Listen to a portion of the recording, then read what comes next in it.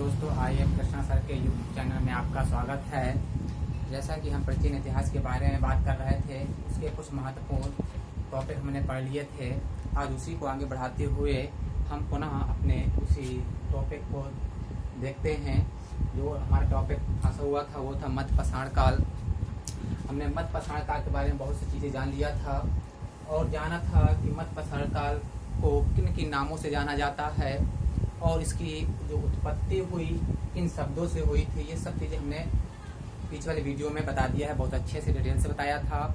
और इनमें सबसे जो महत्वपूर्ण चीज़ मैंने बताया था कि छोटे छोटे औजारों का प्रयोग होने लगा था। क्योंकि यहाँ के जो मैंने बताया था कि उच्च पाषाण काल में क्या हुआ था कि हिमयुग की समाप्ति हो गई थी और जलवायु में परिवर्तन वृद्धि हुई, तापमान में वृद्धि हुई और गर्मी होने के कारण जलवायु में परिवर्तन हुआ। जलवायु परिवर्तन के कारण फिर क्या पारिस्थितिक परिवर्तन हुआ। इन्हीं से जब पारिस्थितिक परिवर्तन हुआ तो छोटे छोटे जीव जंतुओं और प्रजातियों का क्या होता है, विकास होता है। छोटी छोटी वनस्पति आती है, जिससे के लिए जो आरंभिक मानव था उनके शिकार करने के लिए छोटे छोटे औजारों की आवश्यकता उनको पड़ी। जो छोटे औजार होते, क्योंकि छोटे जानवरों को छोटे औजार से ही बहुत बिना कठिनाई के मारा जा सकता था। तो छोटे छोटे औजार में से मैंने बताया था कुछ औजारों में से वो मध्य पाषाण काल में कुछ महत्वपूर्ण औजार थे। त्रिभुजाकार थे, नवचंद्राकार थे, समलम थे। ठीक।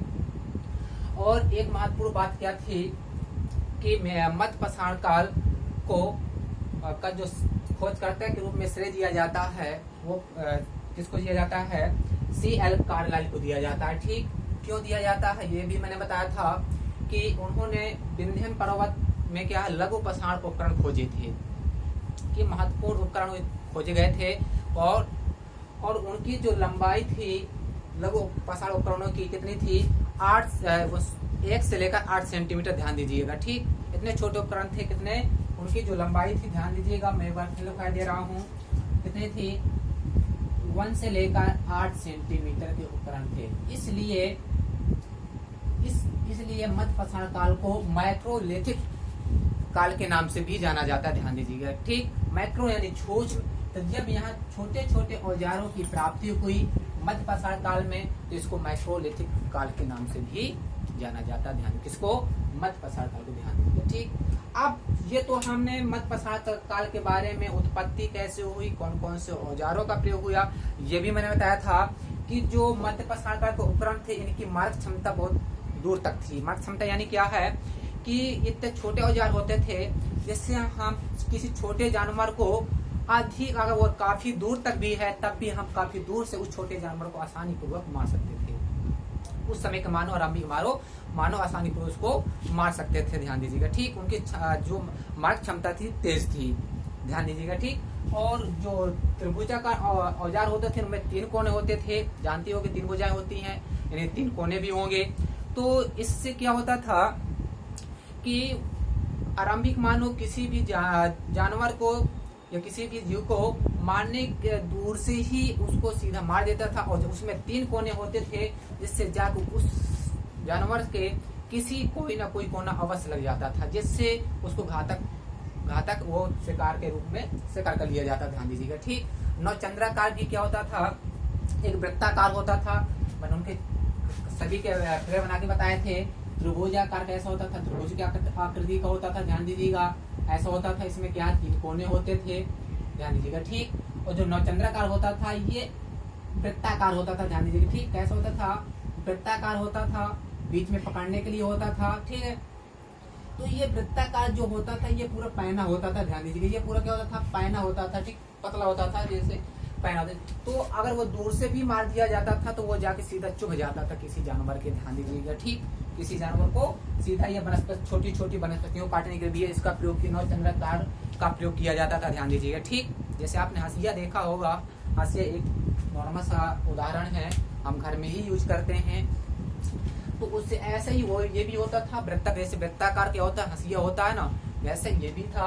पर इसमें क्या थोड़ा सा ये पूरा घिरा होता था, नीचे से पूरा क्या है एक लाइन डंडी होती थी जिसे पकड़ने के लिए, ठीक, और वो दूर से फेंक करके मार दिया जाता था, ठीक। इसका उपयोग छोटी छोटी वनस्पतियों को काटने के लिए भी किया जाता है, ध्यान दीजिए, ठीक। समलम्ब भी क्या, समलम्ब की आकृति का होता था और उसको भी, उसमें कई कोने होते थे और उसको सीधा दूर से ही चक्कर मार दिया जाता था, जिससे जानवरों का शिकार करने में कठिनाई नहीं होती थी, ध्यान दीजिएगा, ठीक। क्योंकि बड़े जानवर तो बड़े औजार, क्योंकि इसके पहले का जो काल था, मैंने पूरा पसार का उसमें बताया था कि बड़े बड़े उपकरणों का प्रयोग होता था, अब भी होता था, लेकिन अपेक्षाकृत अब क्या कम हो गए थे, छोटे छोटे औजारों का प्रयोग अधिक मात्रा में होने लगा, क्योंकि छोटे छोटे जो जंतुओं का विकास हो गया था, यहाँ ध्यान दीजिएगा, ठीक। अब जो हम पढ़ने जा रहे हैं सबसे इम्पोर्टेंट टॉपिक है, ध्यान दीजिएगा, मध्य पसार काल का ही उसकी विशेषताओं के बारे में, ठीक।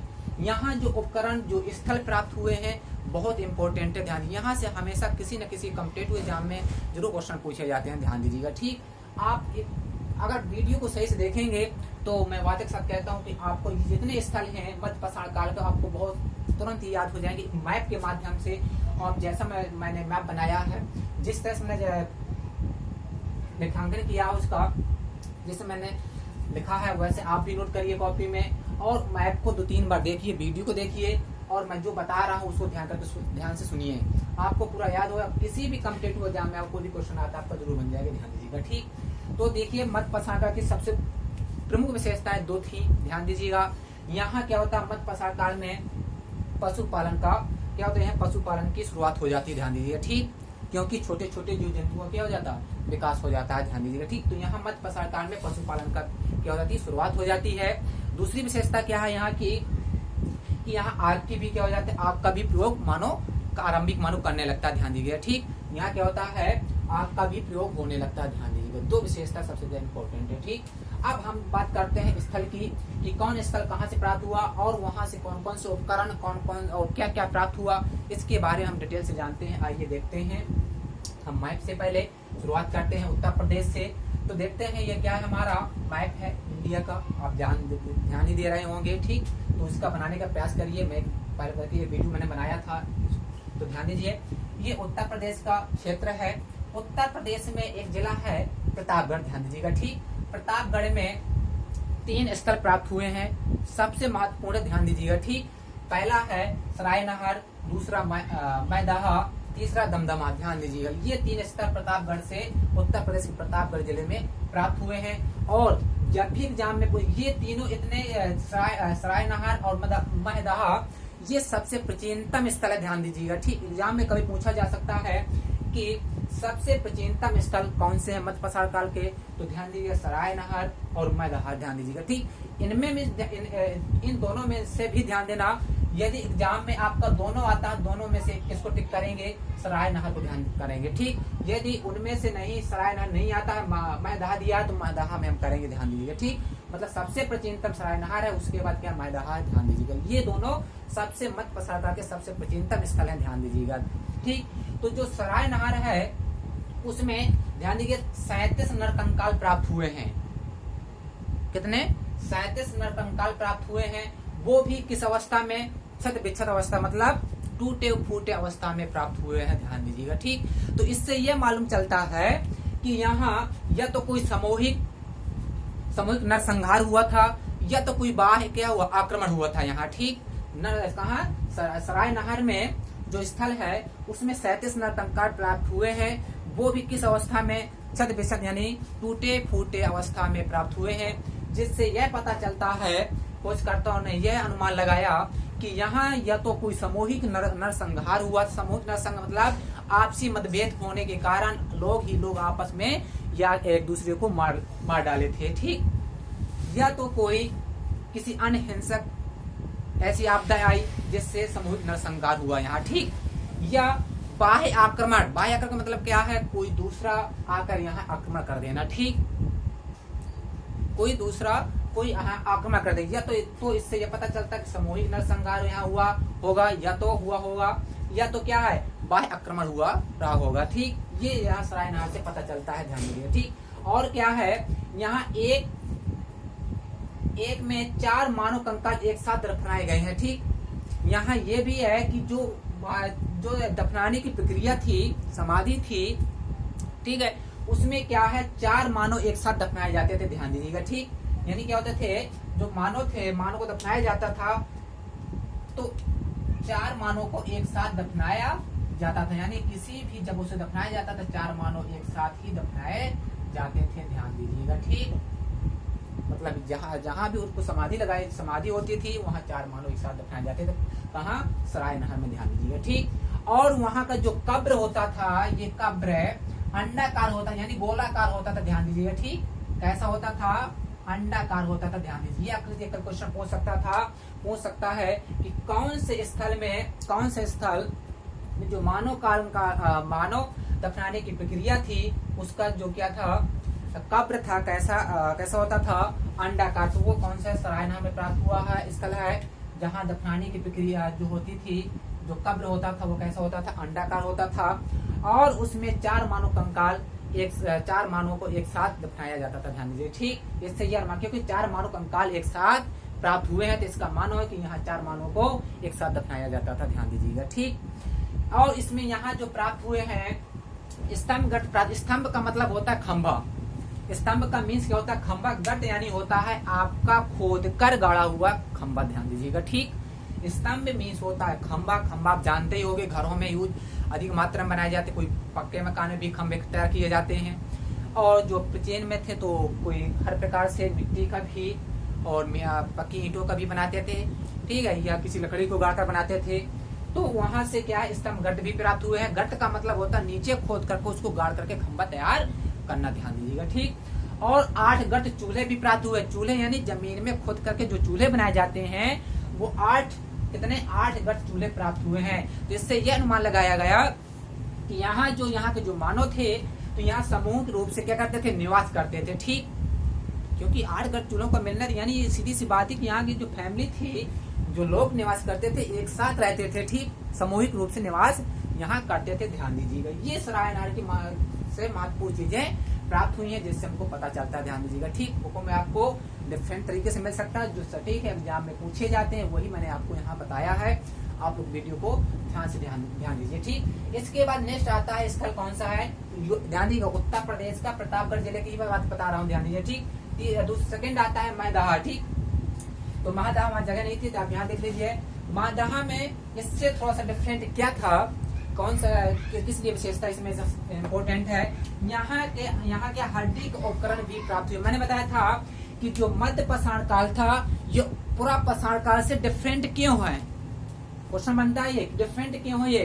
तो मैंने बताया था कि वहाँ पत्थर के उपयोग होने के साथ साथ वो पत्थर कौन से? पूरा पाषाण काल, क्वार्टजाइट, जेस्पर, ठीक, फ्लिंट, ऐसे पत्थर का उपयोग होता था उपकरण बनाने के लिए। बट यहाँ भी उन पत्थरों का उपयोग तो होता ही था, ठीक, लेकिन कुछ और पत्थर भी आ गए थे यहाँ, ठीक। जैसे कौन से थे वो? कार्नियन और स्फटिक, ठीक। ये 2 पत्थरों का उपयोग होने लगा था मध्य पाषाण काल में। लेकिन इनके अलावा क्या हुआ था कि यहाँ हड्डी एवं सींग के उपकरण भी प्राप्त हुए हैं मध्य पाषाण काल में। बट पूरा पाषाण काल में वो उपकरण प्राप्त नहीं हुए, वहां सिर्फ पत्थरों के उपकरण ही प्राप्त हुए हैं। ध्यान दीजिएगा, ठीक।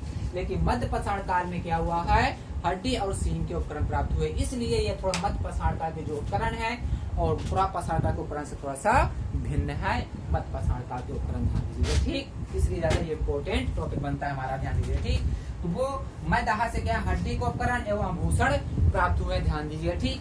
आभूषण में कौन से आभूषण है? मृग श्रृंग के छल्ले प्राप्त हुए। ध्यान दीजिए, कहाँ से? मैदाहा से एग्जाम पूछा जा सकता है कि मृग श्रृंग के छल्ले किस स्थल से प्राप्त हुए हैं? तो ध्यान दीजिएगा, मैदाहा स्थल से प्राप्त हुए हैं। ध्यान दीजिएगा, ठीक। ओके, नेक्स्ट है इसी से युगल समाधान यानी समाधि यहाँ से प्राप्त। युगल या मतलब 2 की जो समाधि थी यहाँ की जो यहाँ से स्थल से जो समाधि प्राप्त हुई है, युगल समाधान हुआ, समाधि प्राप्त हुई है, यानी 2 लोगों को एक साथ दफनाया जाता था। ध्यान दीजिएगा, ठीक। और युगल का मतलब है कि स्त्री और पुरुष को एक साथ दफनाया जाता था, ठीक। यहाँ जो युगल का मतलब है कि युगल समाधान यानी कि 2 व्यक्तियों को 2 पर्सन को एक साथ दफनाया जाता था। ध्यान दीजिएगा, यानी स्त्री और पुरुष को एक साथ दफनाया जाता। एक बात इम्पोर्टेंट ध्यान दीजिएगा, यहाँ जो दफनाने की प्रक्रिया थी तो कैसा दफनाया जाता था? जो सिर रहता था वो पश्चिम की तरफ रहता था, जो पैर रहता था वो पूर्व की तरफ रहता था। ध्यान दीजिए, कभी क्वेश्चन में पूछा जा सकता है, पूछा गया है कई बार कि जो मैदाहा है कौन से स्थल में जो युगल समाधान है यानी दफनाने की प्रक्रिया थी उसमें सिर पश्चिम की तरफ और पूर्व की तरफ पैर होते थे, तो वो कहाँ से प्राप्त हुए हैं, कहाँ से ऐसा हमको जानकारी प्राप्त हुई है, कहाँ से, मैदाहा से। ध्यान दीजिएगा, ठीक। यानी दो लोगों को एक साथ दफनाया जाता था। वो दो लोगों में से ये महत्वपूर्ण बात होती है कि यहाँ स्त्री और पुरुष को एक साथ दफनाया जाता रहा होगा उस टाइम का मध्य पाषाण काल में। ध्यान दीजिएगा, ठीक। नेक्स्ट, यहाँ भी स्तंभ गर्त और गर्त के चूल्हे प्राप्त हुए हैं। ध्यान दीजिए, मैंने बता दिया स्तंभ गर्त का मतलब क्या, गर्त चूल्हे का क्या मतलब है। ध्यान दीजिए, ठीक। अब इसके बाद आता है दमदमा। दमदमा जो स्थल है ये भी यूपी का प्रतापगढ़ जिले से, प्रतापगढ़ के पास में एक स्थल प्राप्त हुआ है। यहाँ क्या हुआ था कि 41 नर कंकाल प्राप्त हुए, इनकी संख्या भी ध्यान दीजिएगा, ठीक। सराय नारायण में 37 नर कंकाल प्राप्त हुए हैं, ध्यान दीजिएगा, और दमदमा में 41 नर कंकाल प्राप्त हुए हैं, ठीक। यहाँ की क्या विस्तार थी, ध्यान दीजिए कि यहाँ 3 मानव कंकाल को एक साथ दफनाए जाते हैं। ध्यान दीजिए, एक ऐसा कब्र यहाँ प्राप्त हुआ है कि 3 मानव को एक साथ दफनाए जाते हैं। यहाँ आपको दिखाई नहीं दे रहा होगा, आप नोट कर लीजिए कि दमदमा में 41 नर कंकाल प्राप्त हुए हैं, जिनमें से एक कब्र ऐसा प्राप्त हुआ है जिनमें से 3 मानव को एक साथ दफनाया जाता था। क्या होता था कि 3 मानव को एक साथ दफनाया जाता था, ध्यान दीजिएगा, ठीक। 5 कब्र ऐसे प्राप्त हुए हैं जिसमें युगल समाधान प्राप्त हुआ। मतलब यहाँ क्या था कि 3 मानव कंकाल 3 व्यक्तियों को एक साथ दफनाया जाता था, और कुछ ऐसे कब्र प्राप्त हुए जिनमें से क्या युगल समाधान यानी 2 व्यक्तियों को एक साथ दफनाया जाता था यहाँ, और 35 कब्र ऐसे प्राप्त जिसमें एक व्यक्ति को भी। तो यहाँ मतलब तीनों प्रकार के, मतलब 3 व्यक्तियों को एक साथ भी दफनाया जाता था, 2 व्यक्तियों को भी, 2 व्यक्ति यानी युगल समाधान यानी स्त्री पुरुष को एक साथ दफनाया जाता था, और 35 कब्र ऐसे प्राप्त हुए हैं कहाँ, दमदमा से, कि किसमें से सिर्फ एक व्यक्ति को ही दफनाया जाता था। ध्यान दीजिए, यहाँ समाधान क्या हुए, समाधि प्राप्त हुए हैं, यहाँ से हमको जानकारी मिली है। ध्यान दीजिएगा, ठीक। तो पूछा जा सकता है कि ऐसा कौन सा स्थल है जहाँ तीनों प्रकार मतलब 3 एक समाधान, युगल समाधान और क्या 3 क्या है, त्रिसमाधान क्या हुआ है, प्राप्त हुए हैं, ठीक। तो वो कौन सा, दमदमा। ध्यान दीजिएगा, ठीक। अब नेक्स्ट चलते हैं, हमारा आता है राजस्थान, ठीक। राजस्थान में 2 स्थल प्राप्त होते हैं, एक था बगौर, एक था सांभर। ध्यान दीजिएगा, ठीक। बगौर में क्या होता है, सबसे ज्यादा क्या आता है, बगौर में राजस्थान में एक भीलवाड़ा जिला है। भीलवाड़ा जिला में क्या पशुपालन के सबसे प्राचीनतम साक्ष्य मिलते हैं, इसे आप नोट कर लीजिए, सबसे वेरी वेरी क्या इम्पोर्टेंट है, ठीक। कभी आपका पूछा जा सकता है, ठीक, कि पशुपालन के सबसे प्राचीनतम साक्ष्य कहाँ से प्राप्त हुए हैं, किस स्थल से प्राप्त हुए हैं, तो बगौर स्थल से, और किस जिला में है, भीलवाड़ा जिला में है। किस राज्य में से प्राप्त हुए हैं, राजस्थान में। स्थल कौन से राज्य में है, राजस्थान में। ध्यान दीजिएगा, ठीक। प्राचीनतम सबसे पशुपालन के जो उस समय का मानव था जो पशुपालन करता था उसके जो साक्ष्य प्राप्त हुए हैं कहाँ से, राजस्थान के बगौर से सबसे प्राचीनतम पशुपालन सबसे प्राचीनतम साक्ष्य प्राप्त होते हैं, ठीक। अब उसी राजस्थान में सांभर है, एक स्थल है, ठीक, जहाँ से प्राचीनतम वनस्पति के साक्ष्य प्राप्त हुए। यहाँ से भी एक क्वेश्चन बन सकता है कि सबसे प्राचीनतम वनस्पति के साक्ष्य कौन से स्थल से प्राप्त हुए हैं, तो जानिए सांभर से प्राप्त हुए हैं, ठीक। अब आगे चलते हैं, नेक्स्ट हमारा है गुजरात। गुजरात में लंगनाज स्थल एक प्राप्त हुआ है, उसमें से ध्यान दीजिएगा, इनकी संख्या आप ध्यान दीजिएगा, जो यहाँ से 14 नर कंकाल प्राप्त हुए हैं, 8 गर्द चूल्हे प्राप्त हुए हैं, सूक्ष्म उपकरण प्राप्त हुए हैं। ये आपको सबसे इम्पोर्टेंट बात है, ठीक। सबसे इम्पोर्टेंट बात इसमें क्या रहती है कि इनका जो नर कंकाल जहाँ जो प्राप्त हुए उनकी संख्या आप याद रखिए, कभी एग्जाम में पूछा जा सकता है, ठीक। तो यहाँ क्या 14 नर कंकाल प्राप्त हुए हैं, 8 गर्द चूल्हे प्राप्त हुए हैं, और सूक्ष्म उपकरण प्राप्त हुए यहाँ से, ठीक। अब इसके बाद हमारा आता है मध्य प्रदेश। मध्य प्रदेश में विंध्य पर्वत, ये कौन सी है, विंध्य पर्वत है, ध्यान दीजिएगा, ठीक। ये श्रेणी जाती है विंध्य पर्वत की, ठीक है। तो ये उत्तर प्रदेश तक जाती हुई, तो उत्तर प्रदेश में एक यहाँ मिर्जापुर जिला, ठीक। मिर्जापुर जिला में पहले हम बात कर लेते हैं, उत्तर प्रदेश में जो विंध्य पर्वत श्रेणी जो जाती है, तो यहाँ विंध्य पर्वत श्रेणी में मिर्जापुर जिला के पास है। तो मिर्जापुर जिला में विंध्य पर्वत क्षेत्र में तीन प्रकार के स्थल प्राप्त होते हैं, ध्यान दीजिए, लिखैया, मोरहाना, बगली खोर, ध्यान दीजिएगा। ठीक, नाम थोड़ा सा है, आप उसको नोट करिए, 2-3 बार देखिए और इसको पढ़िए, याद हो जाएगा। ध्यान, आप जैसा मैंने बनाया है वैसे आप बना लीजिए, बहुत अच्छे से और लंबे समय तक याद रहेगा। क्वेश्चन कहीं भी पूछा जा सकता है, आप आराम से बना सकते हैं। ठीक, या आप कभी भी किसी भी यूनिवर्सिटी में बीए का एग्जाम दे रहे हैं, बीए फर्स्ट का, ठीक, ये बीए फर्स्ट में आपका पूछा जा सकता है। कई बार क्वेश्चन आता है आप कि मध्य पाषाण काल का के बारे में आप पूरा क्या है फिगर सहित बताइए, तो आप अगर मैप के द्वारा इस तरह बता देते हैं, आपको पूरा मार्क्स मिलने के चांस रहते हैं। और एग्जाम में भी आपको अधिक समय तक, या क्योंकि क्वेश्चन जो कॉम्पिटेटिव एग्जाम में बनते हैं यहीं से बनते हैं, कोई भी एंट्रेंस एग्जाम दे रहे हैं आप, क्वेश्चन मैं बता रहा हूँ आप यहीं से बनेंगे, ध्यान दीजिए। ठीक, ऐसी छोटी छोटी चीजें आपसे पूछ ली जाती हैं और ध्यान नहीं देते। हम बुक तो पढ़ते हैं, क्योंकि बुक में इतना सारा दे दिया जाता है जो समझने में बहुत ज्यादा प्रॉब्लम होती है। ठीक, तो आप लोग ध्यान दीजिए, जैसा मैंने मैप में बताया, जैसा नोट किया आप वैसे, क्योंकि ऐसा आपको नहीं मिलेगा किसी बुक में। ठीक, कि आपको, क्योंकि आप मैप देखेंगे, मैप में आपको मैप हमेशा याद रहता है माइंड में, तो आप 2-3 बार जहाँ देखेंगे ऑटोमेटिक आपके अंदर याद रहेगा, ध्यान दीजिए। ठीक, तो विंध्य पर्वत क्षेत्र में 3 स्थल प्राप्त होते हैं, लिखैया, मोरहाना, बगली खोर। ठीक, लिखैया में 17 नरकंकाल प्राप्त हुए हैं। ठीक, इसमें जो प्रक्रिया थी दफनाने की, तो कैसे दफनाया जाता था, सिर पश्चिम की ओर होता था और पैर पूर्व की होता था, ध्यान दीजिए। जहाँ कहाँ, जैसे युगल समाधान में जो महदाहा में जो दफनाने की क्रिया थी, यही कहाँ है, लिखैया में भी थी। ठीक, यानी जो दफनाने की क्रिया थी, कैसे दफनाया जाता था, जो मानव का सिर होता था वो पश्चिम की तरफ होता था और पैर पूर्व की तरफ होता था। ठीक, ध्यान दीजिएगा। ठीक है, नेक्स्ट, इसका भी एक रीजन होता है कि ऐसा क्यों, उस समय के मानव, ध्यान दीजिएगा, उस समय के मानव की जो कैपेसिटी थी बहुत ज्यादा आज के मानव से बहुत ज्यादा थी, ध्यान दीजिएगा। ठीक, जो आधुनिक मानव था होमो सेपियंस, उसकी कैपेसिटी इतनी ज्यादा थी, आज के मानव में नहीं है, ध्यान दीजिएगा। ठीक, तो वो लोग पहले जानते थे इसके बारे में, ऐसा क्यों करते थे। ठीक, आप लोग इसका रीजन बताइए, ऐसा क्यों।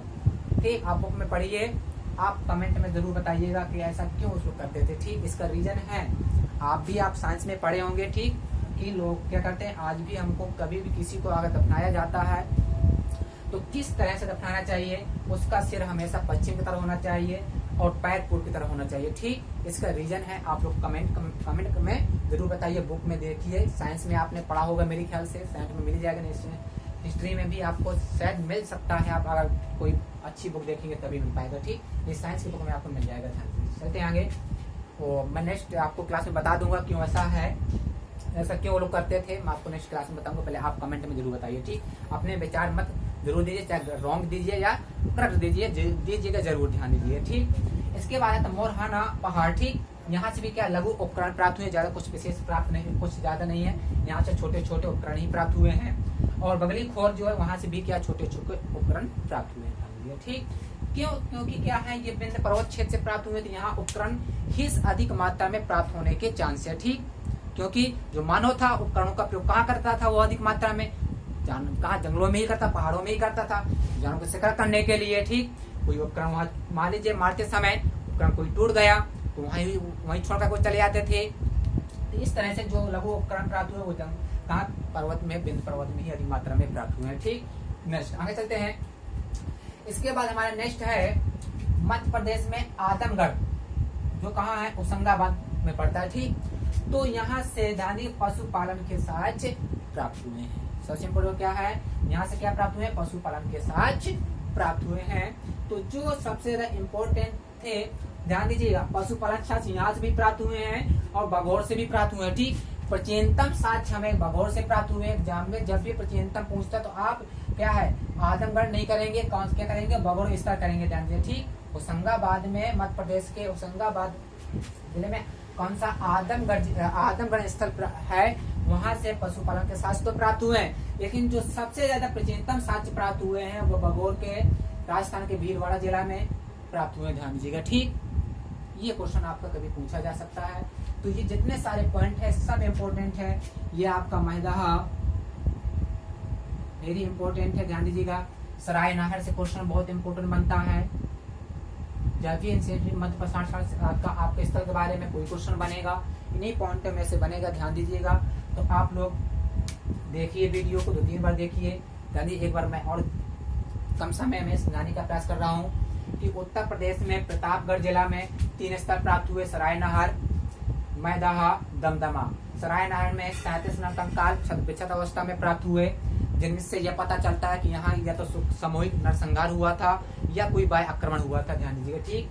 यहाँ 4 मानव कंकाल एक साथ दफनाए जाते थे, मतलब 4 मानव कंकाल प्राप्त हुए हैं, जिससे यह अनुमान लगाया गया कि यहाँ 4 मानव को एक साथ दफनाया जाता था। कब्र यहाँ का अंडाकार होता था। स्तंभ गर्त प्राप्त हुए हैं। स्तंभ का मतलब खंबा होता है, गर्त यानी खोद करके उसे खड़ा करना, ठीक। गर्त यानी 8 गर्त चूल्हे भी प्राप्त हुए यहाँ, जिससे यह पता चलता है कि यहाँ के जो मानव थे सामूहिक रूप से निवास करते थे। सामूहिक यानी जो फैमिली थी एक साथ रहती थी उस समय की, ठीक। सरायनहर से स्थल यहाँ से प्राप्त पता चलता है हमको, ठीक। अब मैदाहा से ध्यान दीजिएगा, ये डिफरेंट क्यों है, क्योंकि यहाँ से हड्डी को उपकरण एवं आभूषण प्राप्त हुए हैं। क्वेश्चन बन सकता है कि हड्डी को उपकरण किस स्थल से प्राप्त हुए हैं, तो मैदाहा से प्राप्त हुए। ध्यान दीजिएगा, जो यहाँ से आभूषण प्राप्त हुए हैं वो मृग संघ के छल्ले प्राप्त हुए हैं। ध्यान दीजिएगा, ठीक। ये भी एग्जाम से पूछा जा सकता है। और यहाँ युगल समाधान प्रणाली थी, यानी क्या होता था कि 2 व्यक्तियों को एक साथ दफनाया जाता था, यानी स्त्री और पुरुष को एक साथ। युगल का मतलब क्या है, इसका मतलब ये अनुमान लगाया गया कि स्त्री और पुरुष को एक साथ ही दफनाया जाता था। और इसमें दफनाने की जो प्रक्रिया थी वो कैसी थी कि जो सिर रहता था वो पश्चिम की तरफ रहता था और जो पैर रहता था वो पूर्व की तरफ रहता था। ध्यान दीजिएगा, ठीक। और यहाँ भी क्या स्तंभ गर्त और गर्त चूल्हे प्राप्त हुए हैं। अब इसके बाद हमारा राजस्थान में आता है। राजस्थान के भीलवाड़ा जिला में बागोड़ स्थल प्राप्त होता है, जिसमें पशुपालन के सबसे प्राचीनतम साक्ष्य प्राप्त हुए हैं। नेक्स्ट आता है राजस्थान में ही एक स्थल प्राप्त हुआ सांभर, यहाँ से प्राचीनतम वनस्पति के साक्ष्य प्राप्त होते हैं। नेक्स्ट आता है हमारा गुजरात में लंगनाज स्थल प्राप्त हुआ है, जहाँ से 14 नरकंकाल, 8 गर्त चूल्हे और छोट उपकरण प्राप्त हुए हैं। ध्यान दीजिएगा, ठीक। नेक्स्ट हमारा उत्तर प्रदेश में ही एक विंध्य पर्वत श्रेणी जाती है, जहाँ मिर्जापुर के पास मिर्जापुर जिला है। मिर्जापुर जिला में विंध्य पर्वत क्षेत्र के पास में लिखैया, मोरहाना पहाड़, बगरी खोर, ये 3 स्थल प्राप्त होते हैं, जिनमें से लिखैया में 17 नरकंकाल प्राप्त हुए हैं। यहाँ भी क्या था, जो मानव के दफनाने की प्रक्रिया थी क्या थी, कैसे थी, सिर पश्चिम की ओर होता था, पैर पूर्व की ओर होता था। ध्यान दीजिए, ठीक। यहाँ मोरहाना पहाड़ से लघु पाषाण उपकरण प्राप्त हुए हैं। बगली खोर लघु पाषाण उपकरण यहाँ से भी प्राप्त हुए हैं। ध्यान दीजिएगा, ठीक। अब आता दमदमा, ये तुम्हारे क्या, ध्यान दीजिएगा, उत्तर प्रदेश के प्रतापगढ़ जिले के पास में ही है। यहाँ क्या 41 नरकंकाल प्राप्त हुए हैं, ठीक। इसमें जो यहाँ की जो विशेषता क्या थी, यहाँ एक ऐसा कब्र प्राप्त हुआ जिनमें से 3 मानव एक साथ दफनाए जाने के साक्ष्य मिले हुए हैं। यानी इससे यह पता चलता है 3 मानव कंकाल प्राप्त हुए हैं, तो इससे यह पता चलता है कि यहाँ 3 मानव को एक साथ दफनाया जाता है, ठीक। 5 कब्र युगल समाधान के प्राप्त हुए हैं, जिससे यह अनुमान लगाया गया कि यहाँ क्या है, यहाँ 2 व्यक्तियों को एक साथ दफनाया जाता था, ठीक। यानी स्त्री और पुरुष को एक साथ दफनाया जाता था, ठीक। युगल समाधान का मतलब यही है कि स्त्री पुरुष को एक साथ दफनाया जाना। और 35 कब्र ऐसे प्राप्त हुए जिसमें से 1 व्यक्ति को दफनाया जाता था। ध्यान दीजिए, मतलब यहाँ 3 प्रकार की विशेषता इस स्थल से प्राप्त होती है, ठीक। यानी 3 व्यक्तियों के साथ दफनाना, 2 व्यक्तियों को एक साथ दफनाना, 1 व्यक्ति को भी, मतलब तीनों प्रकार से यहाँ लोगों की समाधि बनाई जाती थी। ध्यान दीजिए, ठीक। तो ये कुछ महत्वपूर्ण पॉइंट थे। आप लोग वीडियो को कई बार देखिए, कई बार देखने को आवश्यकता नहीं पड़ेगी। अगर ध्यान से सुनेंगे आप 2 बार, ज्यादा 3 बार वीडियो देख लेंगे, आपको पूरा मैप की साइड जो चीजें मैंने बता दी है आपको पूरे माइंड में सेव हो जाएंगी, ठीक। और इसको नोट्स बनाइए जो मैं लिखवा रहा हूँ, ठीक। और बुक पढ़िए, इसको पढ़ने का बुक जरूर पढ़िए, ठीक। क्योंकि अब हो सकता है कुछ पॉइंट आपको बुक में से बहुत इंपॉर्टेंट मिल जाए। और बुक अब मैंने बता दिया है, पहले बता चुका हूँ, आप पढ़ाने के बाद यदि बुक पढ़ रहे हैं तो आपको अधिक से अधिक समझ में बुक आएगी, नहीं तो बुक समझने में बहुत प्रॉब्लम होगी। ध्यान दीजिएगा, ठीक। तो यदि आई होप, मैं आशा करता हूँ समझ में आया होगा। यदि समझ में आए तो वीडियो को लाइक कीजिए, सब्सक्राइब कीजिए एंड शेयर कीजिए, और अपने दोस्तों के पास शेयर जरूर कीजिए ताकि उनको भी ये बेनिफिट मिल सके। धन्यवाद।